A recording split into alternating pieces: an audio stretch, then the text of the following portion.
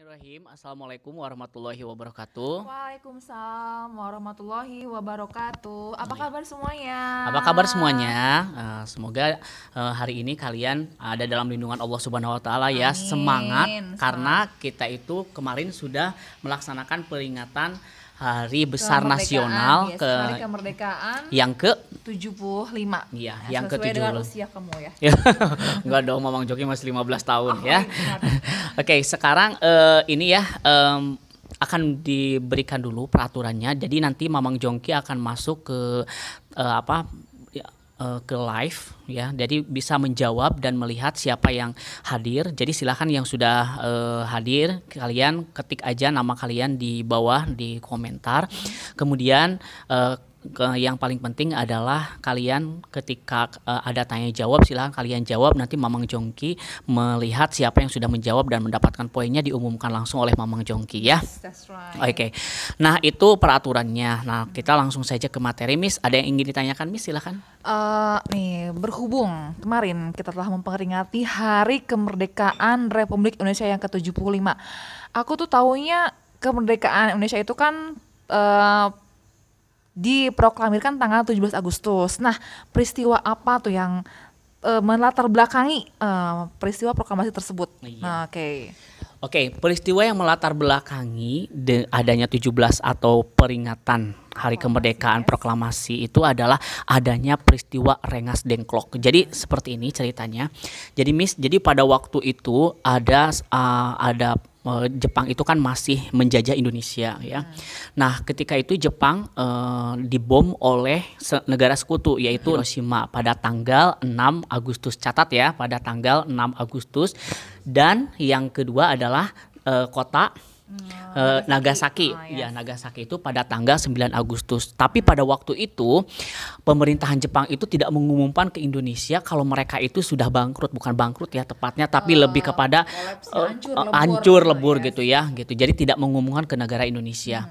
Tetapi pada waktu itu ada seorang yang mempunyai radio. Jadi pada waktu itu pemerintah Jepang itu menggeledah semua rumah untuk diambil radionya supaya Indonesia itu tidak mendengar berita dari luar negeri.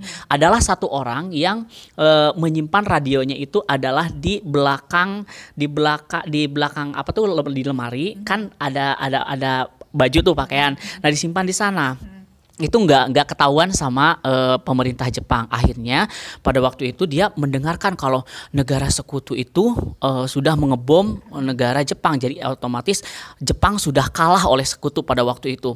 Maka pada waktu itu orang itu mengumumkanlah, memberitahu kepada orang-orang yang ada di sekitarnya kalau Jepang sudah kalah, Jepang sudah kalah, Jepang sudah kalah. Tapi Jepang mengatakan bahwa oh tidak, kita baik-baik saja gitu ya. Nah, akhirnya pada waktu itu tuh akhirnya pada tanggal 14 Agustus itu benar-benar menyerah dan benar-benar nggak bisa berbuat apa-apa. Jadi Jepang pada waktu Jepang itu menyerah pada sekutu. bukan pada Indonesia ya, pada waktu itu bukan pada Indonesia. sekutu, Tapi ya. pada saat tanggal 14 itu ingat dicatat ya, tanggal 14 Agustus itu disebut dengan Vacuum of Power. Jadi sana itu terjadi kekosongan pemerintahan. Ya, karena pemerintahan Jepang itu pada waktu itu udahlah mau gimana lagi, akhirnya adalah yang dinamakan dengan wakil dari pemerintah Jepang yang disebut dengan Laksamana Tadashi Maeda atau yang kita kenal dengan Laksamana Maeda, Miss. Nah, dia itu adalah yang membantu untuk kemerdekaan yang dari awal BPUPKI, PPKI dan pada saat proklamasi kemerdekaan. Nah, si Laksamana Maeda ini udahlah, oke, silakan. Nggak salah Laksamana Maeda juga menyewakan tempat ya? Iya, meminjamkan tempat untuk peristiwa peristiwa ini. Tapi ketika pemerintah Jepang udah kolaps ya, sekutu sudah memenangkan, tetapi di sini ternyata Indonesianya terjadi kekisruhan di dalam. Kalau kita kan selalu baikan lagi ya. Nah, jadi ternyata di sana benar-benar ada dua golongan di sana. Ada golongan tua dan ada golongan muda. Muda ya. Nah, jadi ternyata si golongan tua itu mengatakan bahwa sabar deh, kita tunggu dulu. Kalau misalkan pemerintahan Jepang nggak benar-benar bangkrut, nggak benar-benar kolaps, kita habis loh. Gitu. Tapi kalau kata apa namanya kata yang golongan muda, kita harus merdeka sekarang. Kalau kita tidak merdeka sekarang, maka mereka akan kembali lagi dengan kekuatan baru. Kita rakyat udah punya tanah juga banyak. Gitu ya. Terus kekuatan juga kita banyak, militer juga banyak. Nah, kenapa kita kenapa kita takut untuk merdeka? Nah, pada waktu seperti itu ya. Nah, akhirnya pada waktu itu diculiklah Soekarno. Diculik ya. Nah, enggak Soekarno aja. Soekarno itu apa sih tujuannya kenapa Soekarno diculik itu adalah tidak terpengaruh. Supaya tidak terpengaruh ya oleh pihak Jepang. Iya, benar sekali. Jadi dia itu diculik oleh pihak golongan muda itu agar dia itu tidak terpengaruh oleh pemerintahan Jepang begitu. Akhirnya di mana diculiknya itulah yang disebut dengan Rengas Dengklok, Miss. Makalah inilah disebut dengan peristiwa Rengas Dengklok gitu ya. Nah, akhirnya pada waktu kalau kalian lihat film Soekarno ya, kalau kalian lihat film Soekarno itu jelas banget ketika Soekarno diculik, kemudian Soekarno itu sudah kita harus memerdekakan. Akhirnya dia setuju, Soekarno itu setuju dan golongan tua pun setuju karena sudah menyetujui. Akhirnya datanglah ke sebuah rumah ya. Nah, naskah proklamasi kemerdekaan itu ditulis sendiri oleh Soekarno ya. Isi teks naskah proklamasi kemerdekaannya silahkan kalian Google ya. Googling, silahkan kalian googling. Nanti tugasnya mungkin gini ya. Mungkin tugasnya gini Miss, kita anak-anak disuruh untuk membacakan teks proklamasi segagah mungkin. Ya. Kalau kemarin kan baca puisi. Iya, sekarang membaca teks proklamasi ya. Oke. Ya. Oke, nah pada waktu itu pada hari Jumat tanggal 17 Agustus 1945 tepat jam 10 pagi. Nah, Indonesia mengumumkan itu proklamasi kemerdekaan sekaligus pengibaran bendera. Nah, banyak yang ditanyakan benderanya dijahit oleh siapa coba Miss? Fatmawati bukan sih? Iya betul sekali Ibu Fatmawati. Ibu Fatmawati ini yang menjahit benderanya. Kemudian kemudian karena teks proklamasi itu masih tulisan Soekarno itu yang asli, tapi diketik ulang oleh Sayuti Melik. Iya, betul. Halus hafal sekali ya. Jadi di sini yang paling penting adalah itu yang harus kalian. Jadi yang ngetik naskah proklamasinya Sayuti Melik namanya, yang jahit benderanya Ibu Fatmawati, yang baca teksnya Bapak Soekarno di mana di Jalan Pegangsaan Timur ya, nomor 56. Jalan Merdeka apa saja? Jalan Pegangsaan Timur, betul. Pegangsaan Timur nomor 56 Jakarta. Nah, yang mengibarkan bendera merah putihnya adalah S. Suhud, Latif Hendra Ningrat, diiringi oleh lagu Indonesia Raya. Nah, nanti kita akan bahas ya lagu Indonesia Raya yang diciptakan oleh Wage Rudolf Supratman. Oke, itu aja Miss. Oke, giliran saya bertanya kepada Miss Mimi ya. Oke. Nah, gini nih, kita kan sudah merdeka nih. Apa sih bagaimana cara kita memaknai kemerdekaan Indonesia itu? Kita sebagai, kalau guru mungkin tahu ya bahwa kita itu mungkin mengajar dengan baik lain sebagainya. Nah, sebagai siswa nih kita harus bagaimana sih memaknai kemerdekaannya itu? Silahkan. Mungkin kalau kalian sebagai siswa memaknai karena kan kita nggak tahu perjuangan berat ya dulu. Nah, jadi mungkin kalian kalau ingin memaknai kemerdekaan sekarang tentunya belajar dengan rajin ya, sepatu sama orang tua, jadi anak yang soleh dan solehah ya. Kalau kalian dihadapkan dengan kejadian dulu, tentunya kalian mungkin tidak akan bisa ya seperti sekarang mungkin ya.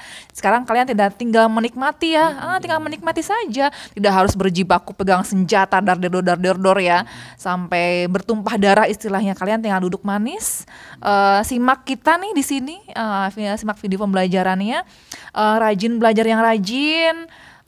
Yang selanjutnya kita lanjut ke pembelajaran yang lain, yaitu kita masuk ke pembelajaran yang dinamakan dengan cara tumbuhan menyesuaikan diri terhadap lingkungannya gitu ya. Ya, yang pertama itu kita akan membahas tentang di halaman 6 ya, di halaman 6 kita akan membahas tentang kaktus. Nah, di sini kaktus itu ada beberapa ciri kenapa dia itu bisa hidup di daerah yang kering, Miss. Jadi yang pertama sekali adalah dia memiliki duri. Duri daun tersebut adalah untuk mengunci ya untuk mengunci cairan yang berada di batang yang berwarna hijau itu supaya tidak menguap. Nah, dia dilindungi ya. Kemudian memiliki batang yang tebal. Batang yang tebalnya untuk apa? Mengurangi penguapan juga untuk menyimpan. Gitu. Untuk menyimpan ya. cadangan air itu supaya dalam keadaan kering itu dia tetap bisa hidup. Yang terakhir adalah si kaktus ini memiliki akar yang panjang. Jadi kalau misalkan tanamannya mungkin hanya segede gini, kayak kecil pendek ya, gitu. Itu kalau misalkan dicabut akarnya itu sangat panjang sekali. Dan tujuannya adalah untuk mencapai atau mencari air, mendapatkan gitu. Kayak selang kan kalau misalnya kita di rumah, kalau misalnya ibaratnya gini aja deh, kalau misalnya kita mau cari sumber air di rumah, nah pakai sumur bor contohnya ya. Tentunya kalau sumur airnya misalnya dekat pun kita udah keluar air ya. Tapi kalau jauh kan pasti kita butuh lagi selang yang lebih panjang gitu kan. Intinya seperti itu aja sih. Itu adalah kaktus ya. Jadi diibaratkan seperti selang.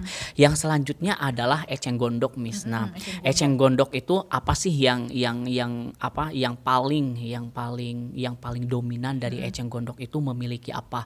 Kenapa dia bisa mengapung di air itu adalah memilih apa? Ya? Jadi si batangnya itu bergelembung sehingga dia bisa mengapung di atas air. Begitu si akarnya bisa terangkat ke atas. Kayak contohnya seperti gini aja, balon. Pernah lihat balon? Iya, betul.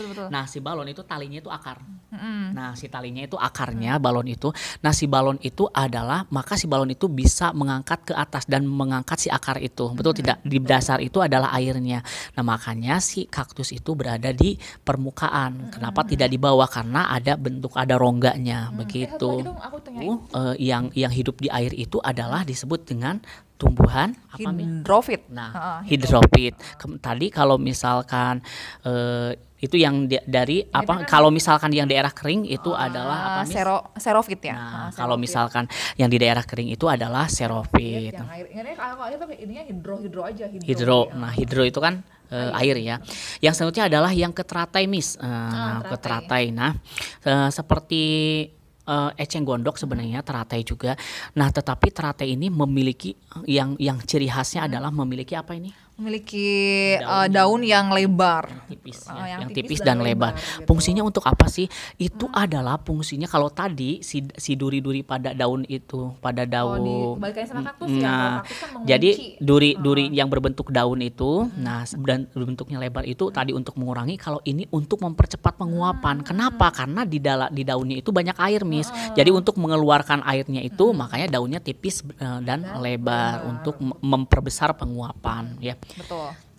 Oke, yang selanjutnya adalah bakau, Miss. Nih, bakau ini adalah hidup di rawa-rawa. Tapi di sini ciri khas dari bakau adalah apa, Miss? Ada akar nafas. Nah, betul sekali. Jadi dia itu memiliki akar napas meskipun dalam kondisi garam yang tinggi, tetapi dia bisa bernapas karena memiliki akar nafas. Iya, betul. Nah, kantong semar dan Venus ini adalah salah satu atau dua tumbuhan yang memakan serangga. Nah, memakan serangga untuk memenuhi kebutuhan apa sih gitu ya.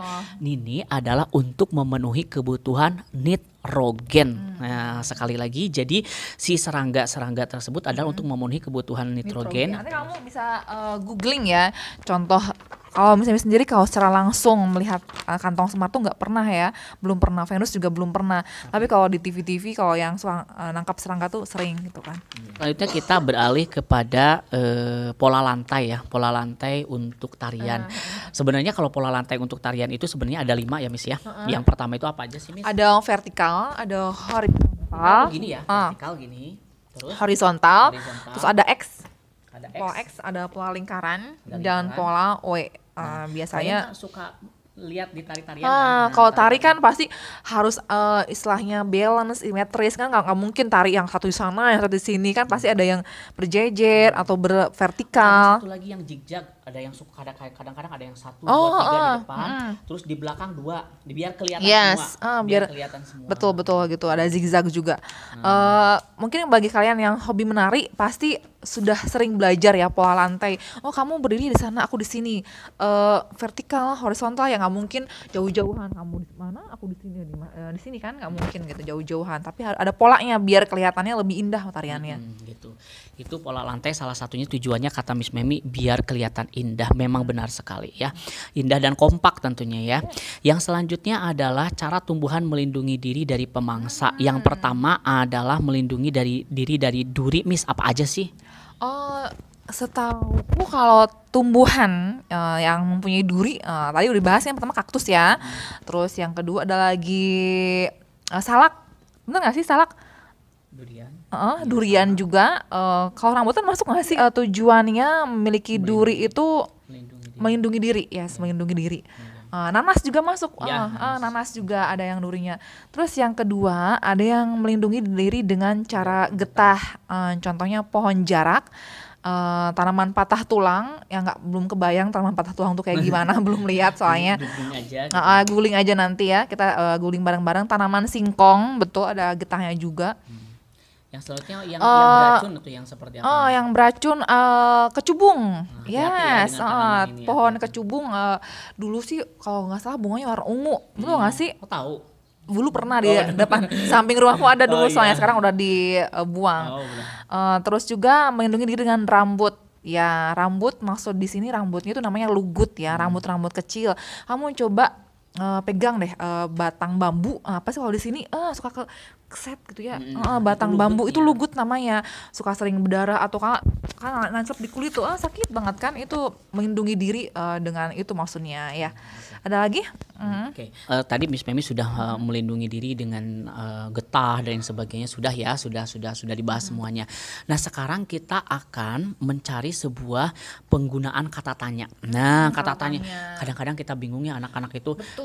Kadang-kadang kita juga kalau misalkan membuat pertanyaan itu dimulai dengan kata tanya apa ya, apa, di mana, kapan, atau siapa, atau bagaimana. Kadang-kadang kita suka bertanya gini, kenapa?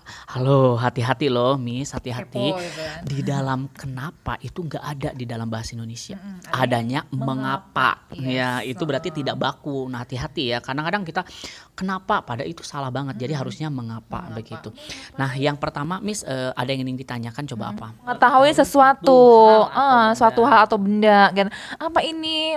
Apa ini? Not ini apa namanya gitu kan? Di halaman 18 itu ada teks ya. Teks apa? Kira-kira kalau misalkan dengan pertanyaan apa itu Miss, apa sih pertanyaannya? Teksnya kita beritahu dulu ya. Yes, teks tentangnya Wage Rudolf Supratman. Nah, nanti kamu bisa buka buku halaman 18. Di situ ada teks mengenai Wage Rudolf Supratman. Nah, ketika pertanyaannya apa? Nah, berarti bisa dengan pertanyaannya lagu apa yang diciptakan oleh Wage Rudolf Supratman. Nah, itu kan ada apanya? Tambahkan gini, lagu apa yang diciptakan oleh Wage Rudolf Supratman untuk apa ya, mengibarkan bendera merah putih. Nah, bisa seperti itu. Yang kedua, di mana itu untuk menanyakan apa sih? Di mana itu adalah untuk menyebutkan tempat. Contohnya berarti pertanyaannya ada di manakah Wage Rudolf Supratman lahir? Nah, biasanya di hatimu. Enggak dong, di sini ada ya, di mana itu di Jatinegara. Itu adalah pertanyaan di mana. Kalau kapan gimana sih Miss, itu untuk apa? Kalau kapan biasanya untuk menanyakan penjelasan waktu. Ya, misalnya kapan Indonesia Raya pertama kali dikumandangkan, misalnya kan gitu kan, bisa nggak ya? Iya. Itu awas Miss. Di kapan juga, bukan tanggal 17 Agustus loh. Iya, kapan? Bukan. Jadi awas ya, hati-hati. Indonesia Raya pertama kali diperdengarkan itu bukan 17 Agustus 1945, hati-hati. Bukan. Yaitu pada hari peringatan Sumpah Pemuda, yaitu pada tanggal 28 Oktober 1928, yaitu pada Kongres Pemuda kedua. Hati-hati ya, ini pertanyaannya sangat menjebak sekali Miss. Yang selanjutnya adalah siapa. Nah, di sini siapa biasanya untuk menanyakan orang, terus jabatan atau pekerjaan. Ya, kalau misalkan orang berarti kalau misalkan judulnya Wage Rudolf Supratman berarti siapa dong? Siapa yang menciptakan lagu Indonesia Raya, yaitu Wage Rudolf Supratman. Di mana? Nah, kapan, siapa? Nah, mengapa? Nah, silakan, mengapa Miss? Mengapa Wage Rudolf Supratman disebut pahlawan? Disebut pahlawan, yes. Mengapa Wage Rudolf Supratman disebut pahlawan atau dianugerahi gelar pahlawan? Nah, gitu. Nah, biasanya Miss, kalau misalkan pertanyaan mengapa itu harus ada alasan. Jadi kalau misalkan ada pertanyaan mengapa, jawabannya adalah karena Wage Rudolf Supratman bla bla bla bla seperti itu ya. Sangat berjasa ya. Nah, sangat berjasa dalam menciptakan lagu lain sebagainya. Yang terakhir ini adalah pertanyaan bagaimana. Nah, bagaimana ini adalah dijelaskan untuk keterangan cara atau proses atau penjelasan ciri-ciri. Jadi biasanya pertanyaan bagaimana itu biasanya harus lengkap, Miss. Harus lengkap. Menanyakannya prosesnya, ciri-cirinya. Jadi nggak terbatas, jawabannya tuh nggak terbatas. Contohnya gini, bagaimana cara kita menghargai jasa pahlawan? Berarti kan luas banget, luas banget. Jadi kalau misalkan bagaimana jasa pahlawan, berarti kalau kalian sebagai siswa berarti menghargainya sebagai siswa. Kalau kita sebagai guru, beda lagi jawabannya begitu ya. Jadi jawabannya itu sangat luas sekali. Nah begitu Miss, ternyata materinya alhamdulillah sudah selesai semua. Jadi kalau kita review tadi tentang peristiwa Rengas Dengklok, betul. Terus juga makna kemerdekaan, terus juga tadi cara tumbuhan melindungi diri sendiri. Terus juga sekarang tentang kata tanya, penggunaan kata tanya. Itu udah satu subtema ya Miss ya. Pola lantai. Oh, pola lantai ya, betul, pola lantai kelewatan. Iya. Nah, oke, sekarang Bapak akan memberikan sebuah kuis sih, lebih kepada kalian nanti akan diberikan boleh bertanya di bawah apa saja yang penting itu akan dibahas sama kita ya nanti. Nah, nanti anak-anak semuanya silahkan, tantangannya adalah tuliskan di bawah, tulis HUT RI ke 75 itu jangan terputus. Jadi kayak gini, H kirim, U kirim. Ini misalkan gini, H, iya, Muhammad Arif di Instagram. iya. Oh, sering ikut. Nanti kita dapat poin ya, poinnya dari sana aja. Jadi kita ke 75, nggak boleh terputus. Ya, jadi yang pertama kirimnya tengah malam. Enggak, kalau yang tidak terputus berarti gini, maksudnya ada waktunya gitu. Jadi harus bareng-bareng. Kalau misalkan nanti nunggu tengah malam pasti bisa. Jadi harus bareng-bareng. Jadi Bapak batasin setelah live ini selesai, Bapak cuma kasih waktu 30 menit untuk menuliskan itu. 30 menit sampai 1 jam lah, nggak apa-apa bisa ya. Jadi harus nggak boleh terputus. Berapa poin? 20. Lumayan ya. 20 pun kegedean Miss. 10 aja. 10 yang pertama 10, yang kedua 5 poin, yang ketiga 3 poin. Ya, jadi nanti akan Mamang Jongki akan stay selama 1 jam melihat siapa yang menuliskan H, enter, U, enter, T, enter, K, enter, E, enter, 7, enter, 5. Kalau terputus sama Miss Memi atau terputus sama yang lainnya, berarti itu tidak sah ya. Oke, gitu aja ya Miss. Kita pamit ya.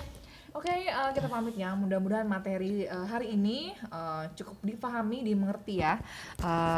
Kita ketemu lagi lain waktu, di lain kesempatan. Oke, assalamualaikum. 20 menit nggak sampai 30 menit, tapi kita belajar subtema 1 sekaligus. Alhamdulillah nanti kalian subtema 1 ya. Subtema 1, tema 2. Nanti kalian tinggal mengerjakan tugas-tugas yang kita berikan di Classroom. Wassalamualaikum warahmatullahi wabarakatuh.